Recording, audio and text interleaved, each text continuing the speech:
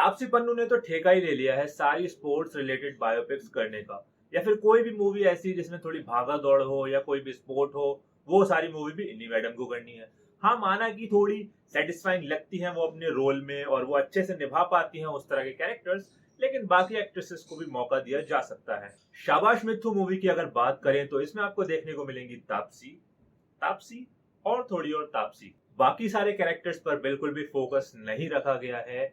अगर रखा भी गया है तो थोड़ा बहुत आपको बीच बीच में झलकियां मिलती रहेंगी दूसरी कैरेक्टर्स की लाइफ से रिलेटेड, लेकिन बाद में जो कि वो भी फिर घूम फिर के तापसी से ही कनेक्ट हो जाएंगी, यानी कि जो मिथाली राज का कैरेक्टर है उससे कनेक्ट हो जाएंगी। हद तो यहाँ हो जाएगी कि भैया जो बाकी की विमेन क्रिकेटर्स हैं जो टीम में इंडिया की प्ले करती हैं, उनके ओरिजिनल नाम तक चेंज कर दिए गए हैं इस मूवी के अंदर, सिवाय एक दो को छोड़ के। और ये क्लियरली शो करता है कि जो सारा फोकस है वो मिथाली राज के जो कैरेक्टर है उनके ऊपर ही रखा गया है, क्योंकि ऑब्वियसली उन्हीं की बायोपिक है, लेकिन जो बाकी के भी जो विमेन क्रिकेटर्स हैं उनको भी थोड़ी अहमियत दी जा सकती थी। उनके कैरेक्टर्स के बारे में, उनकी लाइफ स्टोरीज के बारे में थोड़ा और डिटेल में दिखाया जा सकता था। विजय राज भी इस मूवी में आपको देखने को मिलेंगे, जो कि एक कोच की भूमिका निभा रहे हैं मिथाली राज की लाइफ में।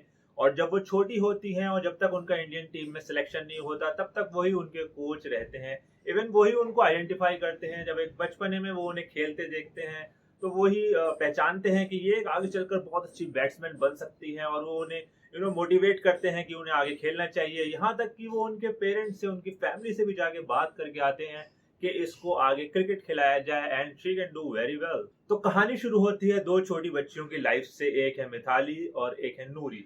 दोनों ही अपने आप से एकदम अलग होती हैं, लेकिन उनकी दोस्ती हो जाती है। और नूरी ही होती हैं जो कि मिथाली को क्रिकेट खेलना सिखाती हैं।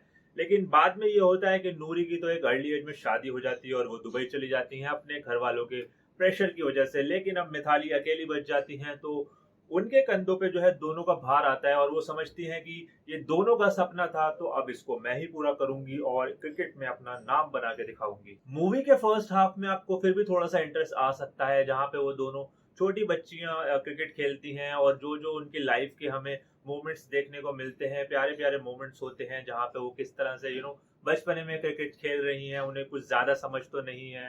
फिर वो थोड़ा आगे बढ़ रही हैं, किस तरह से वो नूरी अपने घर वालों से छुप छुप के क्रिकेट खेलने आती है। वहीं पे जो मिथाली हैं, उनके घर में भी हर कोई खुश नहीं है कि वो क्रिकेट खेल रही हैं, जैसे उनकी दादी, उनका भाई, लेकिन उनके फादर और उनके मदर फिर भी मोटिवेट कर रहे हैं। तो वो चीज देख के आपको फिर भी थोड़ा सा इंटरेस्ट लगेगा और आपको बांधे रखेगी वो चीज। लेकिन जैसे जैसे कहानी सेकंड हाफ की तरफ बढ़ेगी, कहानी थोड़ी फीकी पड़ने लगेगी और थोड़ी धीमी होती जाएगी। ये मूवी आपको कहीं ना कहीं चक दे इंडिया की याद जरूर दिलाएगी बीच बीच में, लेकिन हाँ, उस लेवल तक तो ये देखो बिल्कुल नहीं पहुंच सकती। Although Taapsee has done a good job in terms of acting and her performance, और उनका जो कैरेक्टर था वो काफी अच्छे से उन्होंने पकड़ा था। लेकिन फिर भी जो आपको ज्यादा इंटरेस्टिंग लगेगा वो बाकी के जो प्लेयर्स हैं, उनकी लाइफ को देखने में आपको ज्यादा मजा आएगा। कुछ कुछ कैरेक्टर्स में से काफी इंटरेस्टिंग है।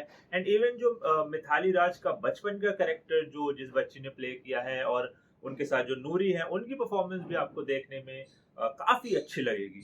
मूवी में एक लंबे स्पैन में मिथाली राज की लाइफ को दिखाया गया है, लेकिन भैया कमाल की बात तो ये देखो कि कोई भी जो कैरेक्टर है वो बूढ़ा ही नहीं हो रहा है। सबकी सब जो है वो उनकी एज वैसी की वैसी ही लग रही है 20-20 साल के बाद भी। सिवाय आप कह सकते हो कि जो विजय राज का कैरेक्टर था और एक जो शिल्पी मारवाहा, जो कि पहले तो मिथाली के अगेंस्ट होती है लेकिन बाद में उनकी कोच बन जाती है टीम की और बाद में सुधर जाती हैं। इन दो लोगों के सिवा बाकी तो किसी की ऐसा लग रहा था एज ही नहीं बढ़ रही। स्पेशली तो उनके पेरेंट्स की, मिथाली की, वो बिल्कुल के बिल्कुल वैसे के वैसे ही खड़े हैं इतने सालों के बाद भी। तो वहां पे जो है मूवी के जो क्रिएटर्स हैं उन्होंने ज्यादा ध्यान नहीं दिया कि भैया थोड़ा एज भी दिखानी है लोगों की। और विजय राज का जो कैरेक्टर है वो भी सिर्फ फर्स्ट हाफ तक ही सीमित था, तो बाद में सेकंड हाफ में तो आपको वो देखने को मिलेंगी ही नहीं। सिर्फ अब कौन बच जाएगा वहां पे? तापसी।